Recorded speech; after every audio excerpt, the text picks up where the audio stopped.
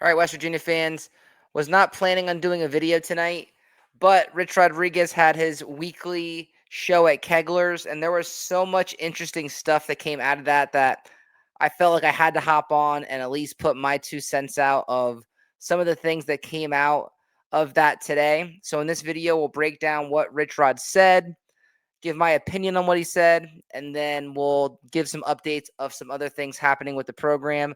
Before we get into that, if you're a West Virginia fan, please remember to like and subscribe to Jersey Ear. Just want to say this, I really appreciate all you guys that have been riding with me so far. I've been getting a lot of comments lately on the show and a lot of good feedback, so I really appreciate it. Sometimes we'll have different opinions and stuff like that, so that's okay. I love hearing from you guys, love interacting with you guys, because we're all here for the same purpose, right? We're here to support West Virginia Mountaineers and love our teams. So that's what the channel is about. So I really appreciate you guys commenting. Feel free to pass along the show to other Mountaineer fans. We really want to grow this thing as we continue to get better each and every episode. With that being said, let's get into what Rich Rodriguez said today. Big things ahead. So this quote was a very confident statement from Rich Rodriguez today. If you haven't seen this, it said, "We'll be better next week than we are today. We'll be a lot better next year and even better in 2 years. In 5 years, we will be playing for a national championship." Rich Rodriguez. So he is creating some very high expectations. And I got to be honest, I'm all for it, right? If you're going to be doing this and this is your last ride as a coach, why not go for the national championship? Why not set the expectations high? As a former athlete myself, we're always taught to set expectations really, really high. Just in case you fall short of those, you're still accomplishing a lot. So I love this from Coach Rodriguez. He's not backing away that he's disappointed in what's happened. If anyone's frustrated, it's him. If anyone's embarrassed, it's him. He's the national story. He's literally the face of the program. So he's taking ownership and he's saying, basically, I know what I'm doing. I know it's rough, but you need to have some patience here. And if you trust me, I can get us to national relevance again. Now, do I believe we'll be playing for a national championship in 5 years? I don't know. I think it's a long shot right now, personally. A lot of things would have to change with recruiting and NIL money and funding around the program as a whole. But I think you need to set your goals high. And I think that as a leader of the program, you need to set high expectations. People want to go to winning teams. So recruits are going to see this and they want to play for a winner. So they don't want to be at a school that's like, yeah, we'll be 500 in 5 years, right? We'll maybe compete for the top of the Big 12. No, he's setting these goals high. I know it's been a rough year. I know we're frustrated, right? I know the last video I made was definitely frustrated about the situation, but at the end of the day, don't get it twisted. I trust Rich Rod, right? I still think he's the right man for the job. Um, do I think this year has gone perfect? No. Do I think that things could improve in a hurry? Yes. But you know, I trust this guy. Like I said, he's won here before. He can win here again. We'll see what happens next year, though, right? I think next year's a big step forward for us. We need to get the right roster in place, and we need to see his vision start becoming a reality in some aspects. So, like what he said today, we're not going to be competing for national championships this year, that's for sure. But hopefully, these words can become somewhat true, or at least we're on that right track because the program desperately needs it. So, interesting words from Rich Rodriguez. All right, so let's talk about some negatives, right? Nicco Marchiol still not available. Here's what Rich Rodriguez had to say about that situation. He said he called me yesterday. He's out in Arizona. I believe he's seeing some doctors out there, and he told me that the 1 or 2 doctors that he talked to said he had a foot problem and that he's going to be out several weeks.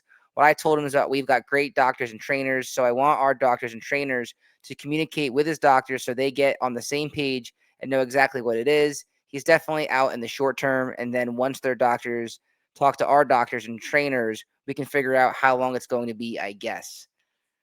I don't know. The more this story gets legs to it, the more it doesn't seem promising for West Virginia and Nicco Marchiol reuniting the season, if that's safe to say.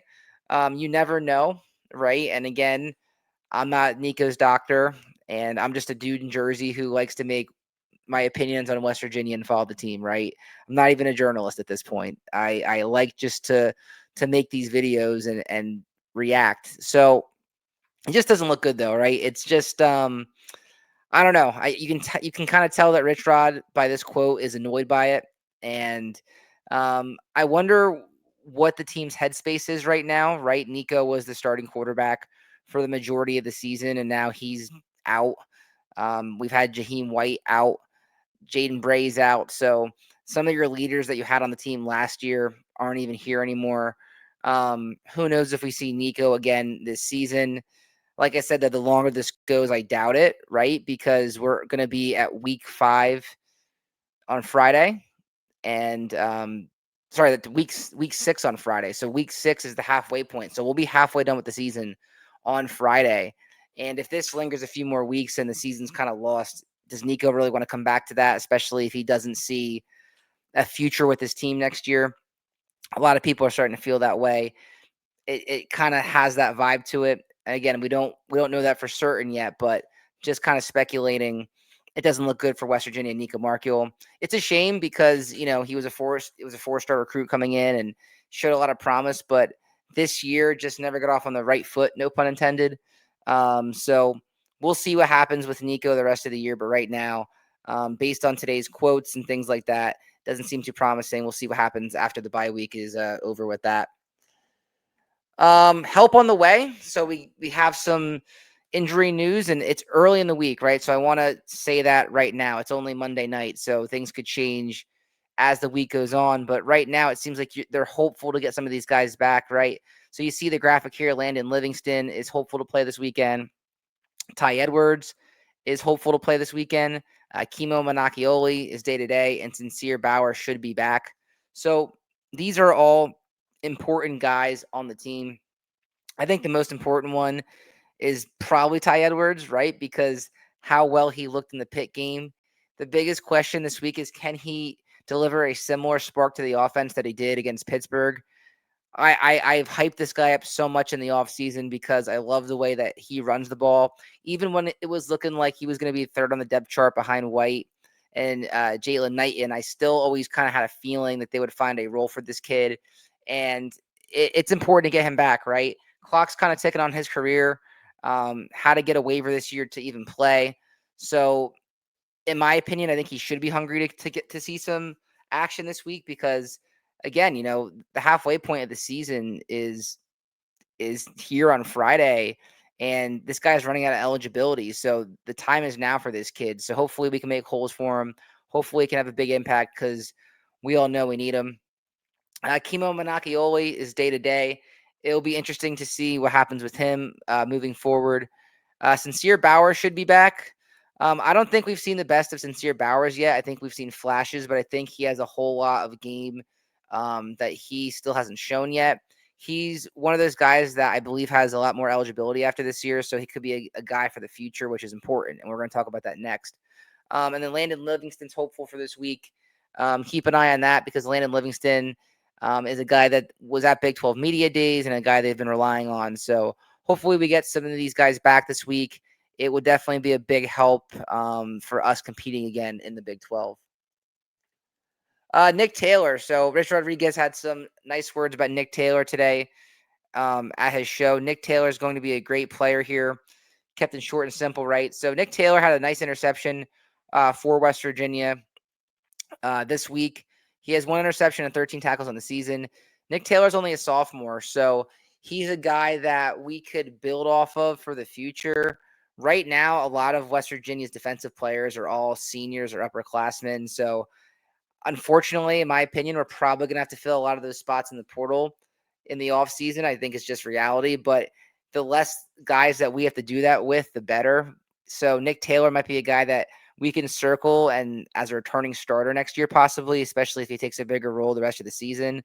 And it's not just him too. Like Ashton Woods has shown some promise and things like that. So I think West Virginia, they still need to compete and still need to try to get some wins this season. But it is also important to see what you have for the future. So Nick Taylor might be a guy to keep keep an eye on because he could be a big part of our future, and it'd be nice to have some solidified positions going into next year. unlike this year.